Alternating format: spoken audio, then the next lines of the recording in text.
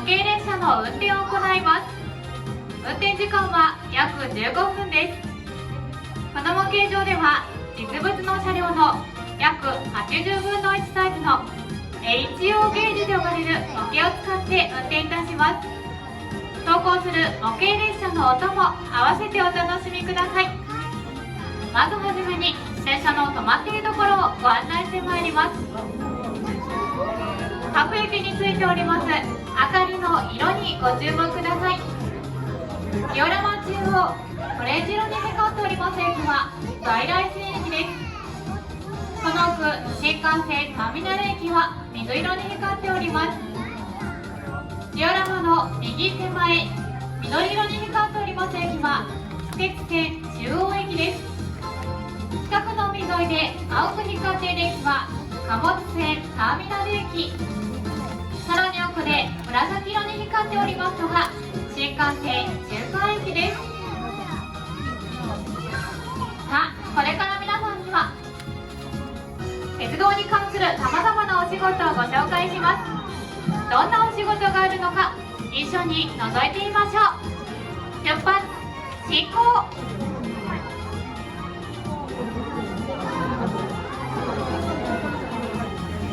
まずは運転士と車掌のお仕事です。運転士は出発前に車両の点検を行った後に列車を安全に目的地まで運転するお仕事です。また車掌は車内での切符の確認やアナウンス、駅での発車前後の安全確認を行います。さて特別なラッピングの223系電車が出発しました。長野線を中心に運行されているこの森の京都 QR トレインは茶、黒、金をコンセプトカラーに森の京都を代表する植物や鳥をモチーフにしたデザインが特徴です。陶芸や文化などが紹介され、新幹線中間駅からは500系新幹線電車が出発しました。500系は営業運転で初めて時速 300km を実現しました。近年は人気アニメや有名キャラクターとのコラボレーションで注目を集めています。安谷京都から大阪を通って関西空港までを結ぶ関空特急はるかとして1994年の関西空港開業と同時にデビューした281系電車です。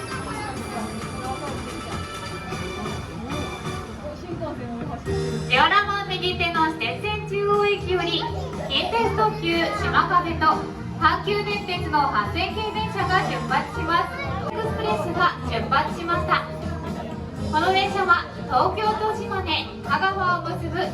いつが中心の寝台電車です。2本の新幹線が出発します。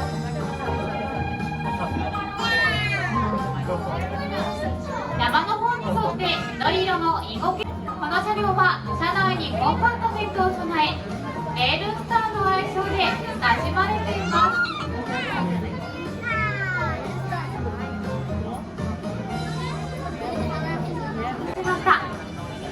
ワイドビュー飛車として大阪、名古屋から岐阜県の高山などを結んでいます。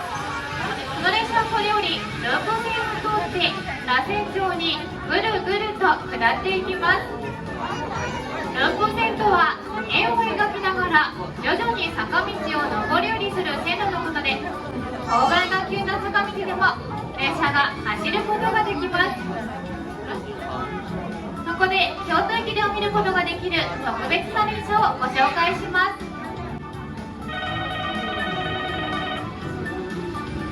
ジオラマ中央にある在来線駅よりトワイライトエクスプレス水風が出発しました。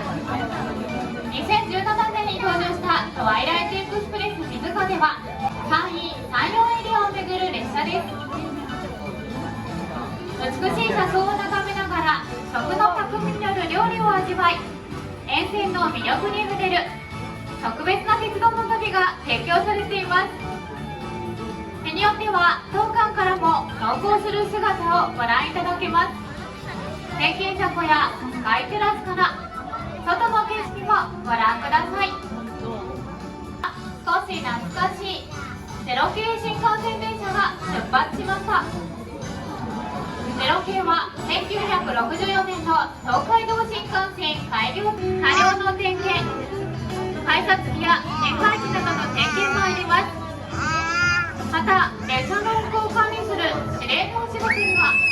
事故や災害時に電車を軽量な運行に戻す役割があります。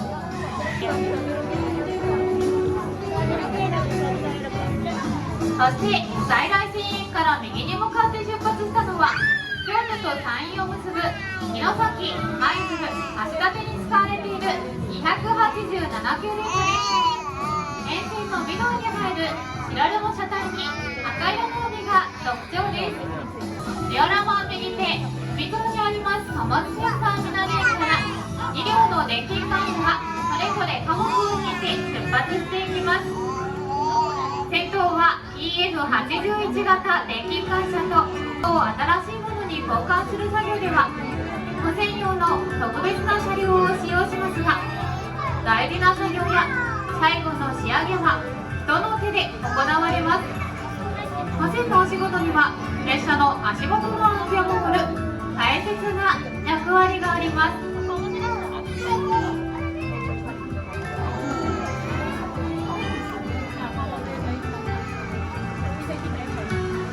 新幹線ターミナル駅から山陽新幹線と九州新幹線を走行するみずほ、さくらが出発しました。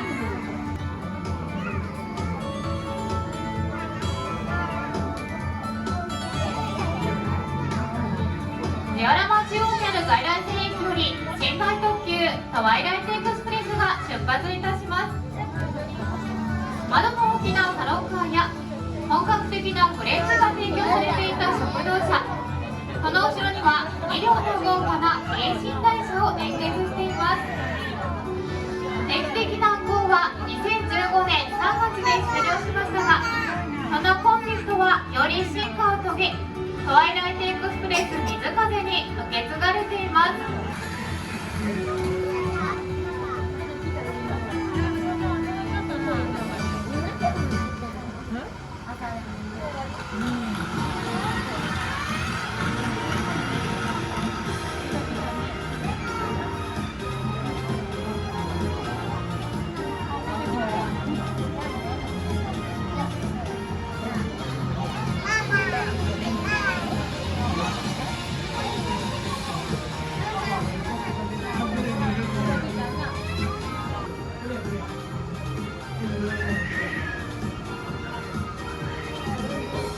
今日は皆さんに鉄道に関するさまざまなお仕事をご紹介しました。運転士、車掌、駅員など私たちが普段目にするお仕事以外にも、レッピや施設、都線、指令などたくさんのお仕事があり、たくさんの人が鉄道の安全を支えています。皆さんはどのお仕事に興味がありますか？当館では今日ご紹介したお仕事を体験していただける鉄道お仕事体験を週末を中心に実施しています。館内には鉄道のお仕事や道具について紹介しているコーナーもありますので、ぜひ探してみてください。